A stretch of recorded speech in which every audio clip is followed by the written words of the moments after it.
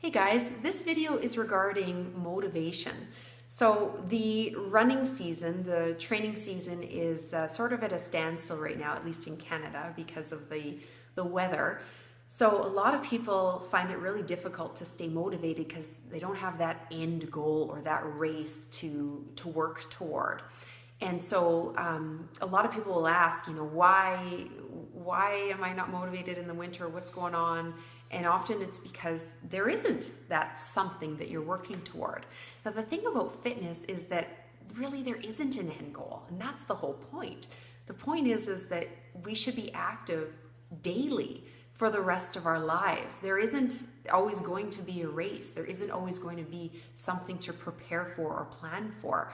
The point is that it's important to move for your health and for your energy and for your mind and also just to feel good about yourself.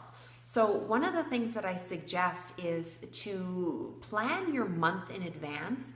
And if you need some sort of a goal per se or something to keep you motivated, do it monthly. So every month, put together a calendar. So this is an example of my January. So I laid out in advance what I was going to do for the month of January. And then every time it comes to that day, I do what it says on my calendar and then I check it off. And then at the end of the month, I count up how many workouts I did out of the ones that were planned. And my goal is to always have at least 90% of these checked off. Because sometimes it doesn't happen. It's not always going to be perfect, but my goal is to have 90% of them checked. I've been doing this for over 20 years. This is something that is really important to me.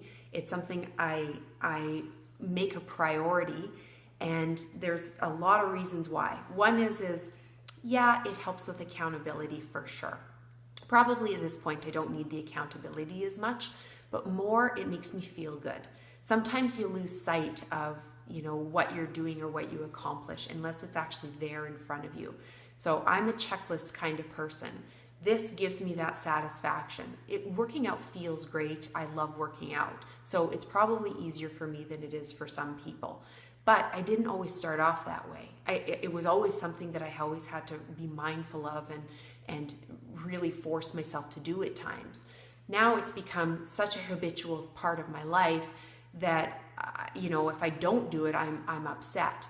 But it's because of this. It's because of the rigidity of these calendars that I've used over the years. Whether it was using it for training for a marathon or just training because you got to train. There's something really satisfying about saying you're going to do something, doing it, and then giving yourself that pat on the back for saying, hey, good job, you did it, you did well. It feels good to execute a plan. So doing this really long term, yearly, is a little bit overwhelming. And doing it weekly is certainly an approach, but that can become a bit time consuming. So I recommend monthly. Just put together a month plan. It doesn't need to be as busy as this. You could commit to 3 times a week. And start with that, and then build to 4 times a week, and then 5 times a week.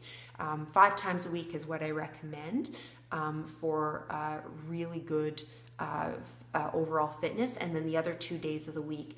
Doesn't mean that you're sedentary, but maybe you go for a walk or something. You're still active, but you're not doing workouts.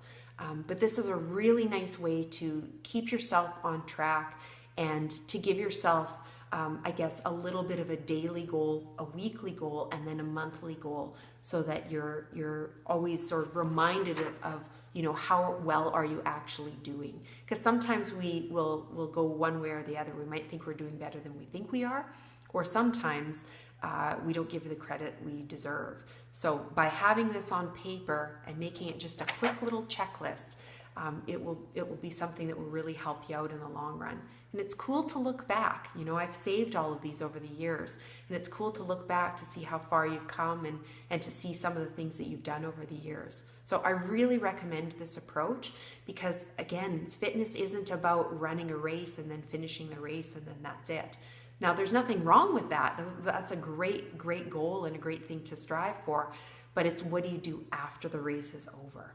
There's not always going to be another race.